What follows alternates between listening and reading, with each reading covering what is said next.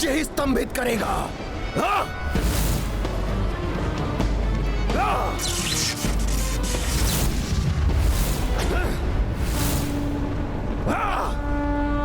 प्रभु की कृपा से तुम मेरा कोई अहित नहीं कर पाओगे ब्रह्म राक्षस। वानर, तूने मेरा अभी वास्तविक रूप देखा ही कहां है?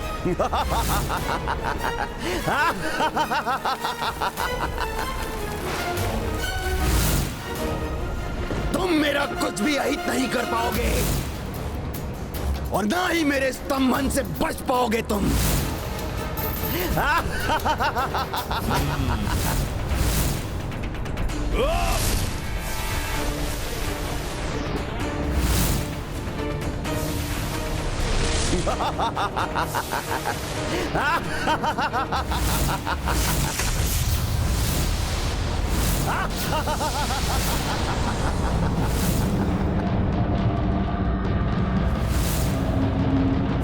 जय श्री राम।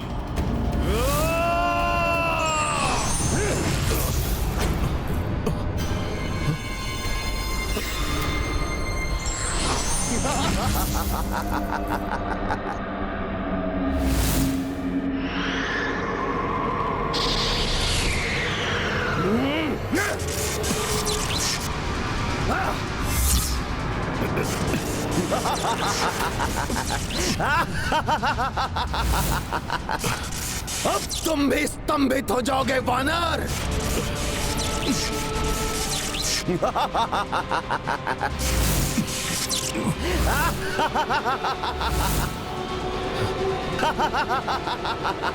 जय श्री राम।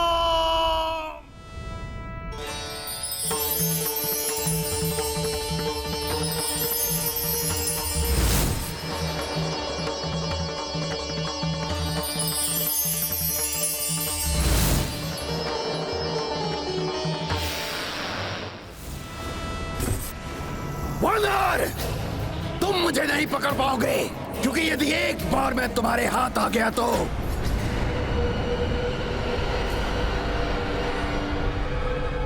ये क्या बोलने वाला था मैं? कहीं इस वानर को आभास हो गया कि यदि एक बार मैं इसकी पकड़ में आ गया तो फिर मुक्त नहीं हो पाऊंगा, तो अनर्थ हो जाएगा। वानर, तुम अधिक समय तक नहीं बच पाओगे।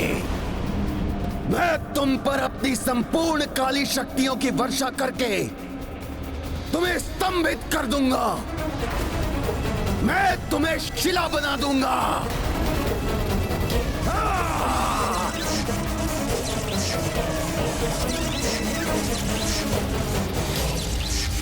जय श्री राम।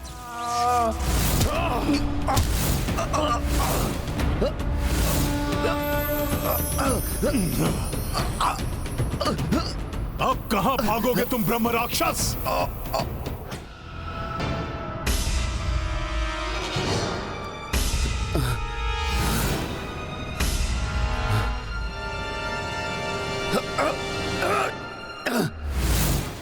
छोड़ दो मुझे दुष्ट वानर, दुष्ट वानर, छोड़ दो मुझे।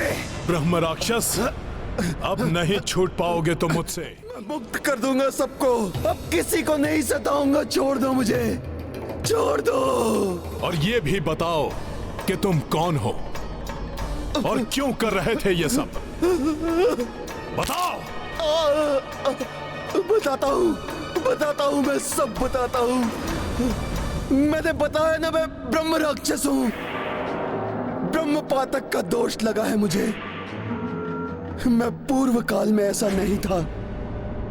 मैं सात्विक नाम का ब्राह्मण था। विभिन्न राज्यों से आए हुए छात्र मुझसे वेद और साहित्य की शिक्षा ग्रहण करते थे। मेरे दिए हुए ज्ञान से मेरे शिष्यों की ख्याति दूर दूर तक फैल रही थी।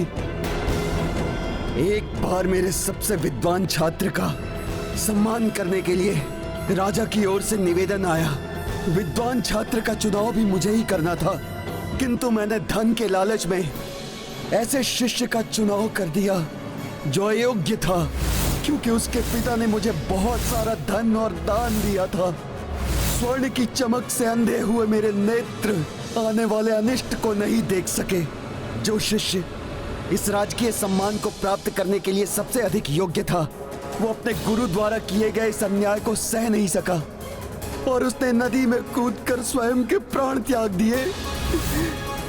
और वो शिष्य जिसके लिए मैंने पक्षपात किया था, उसे जब यह ज्ञात हुआ उसका चयन योग्यता के बल पर नहीं अपितु लालच के बल पर हुआ था, तब उसने भी नदी में छलांग लगा दी।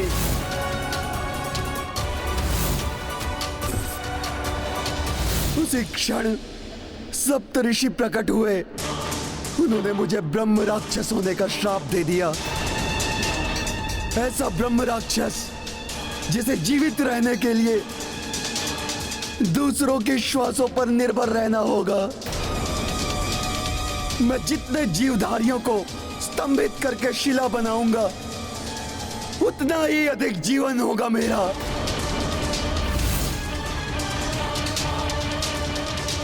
मुझे अपनी भूल का आभास हो चुका था। मैंने सप्तऋषियों से क्षमा की भिक्षा मांगी। अंततः उन्हें मुझ पर दया आ गई और उन्होंने कहा, सात्विक, तुमने अपने पूर्व काल में उत्तम ज्ञान के आलोक से अनेक शिष्यों के जीवन को आलोकित किया है और ज्ञान के दान से बड़ा अन्य कोई दान नहीं।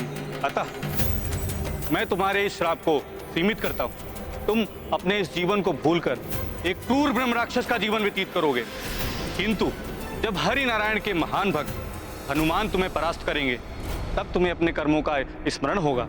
और जब हनुमान तुम्हें हरि नारायण की पावन कथा का पान कराएंगे, तब इस श्राप से तुम्हारा उद्धार होगा।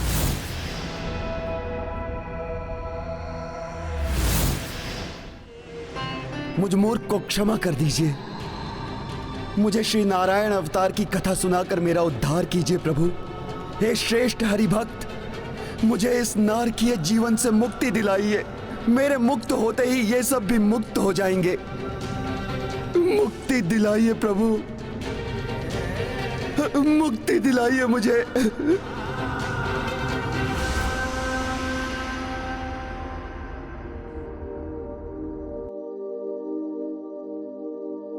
मैं राम राज्य की स्थापना के उद्देश्य से निकला हूं और प्रभु श्री राम की कथा से मेरे उद्देश्य को अवश्य ही बल मिलेगा।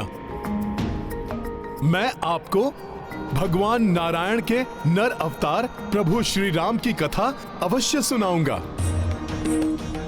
जय श्री राम।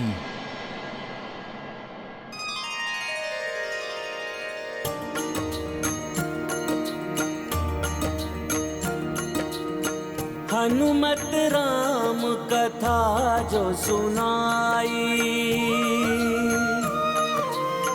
राक्षस माया सब धुंधलाई। जड़वत जीव जीवन को पाए, पुष्कल पंछी पेड़ लताएं। पूर्ववत भई सबहु दिशाया, वास्तविक रूपा छठ आया। राम सिया राम जय हनुमान। राम सिया राम जय हनुमान। ये गाथा महाबली हनुमत की, रुचिकर लीला राम भगत की। जय जय जय रघुनंदन राम, जय जय जय महाबली हनुमान। जय जय जय रघुनंदन राम, जय जय जय महाबली हनुमान। जय श्री राम, जय हनुमान। मुझे श्राप मुक्त किया आपने, मेरा आशीर्वाद है आपको। जो भी कोई आपकी भक्ति करेगा, उसे श्री राम जी की कृपा स्वतः ही प्राप्त हो जाएगी। उसके जन्म जन्म के संकट हर लेंगे श्री राम। तुमरे भजन राम को पावे, जन्म जन्म के दुख बिसरावे। भजन राम अंत काल रघुवरपुर जाई, जहाँ जन्म हरि भक्त कहाई।